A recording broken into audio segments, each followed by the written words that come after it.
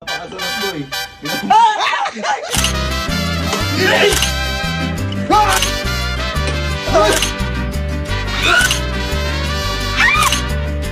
Kailangan ko na naman ang tulong mo.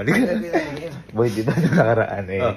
Ewan ko kung natatandaan mo, pinaran ko na kasi sila Alan yung kunyari, noodles, yung kala nila may mainit. Oo. Kasi meron din yung beer, kala nila may laman. Kasi meron din yung classic, yung 3 years ago pa to, yung kape, yung usok lang. May tasa? Oo. Ngayon may papatulong ako sa'yo kasi Ano gagawin may natin? binilay ko dito. Parang ito rin yung sa kape. Ang gagawin natin, ito.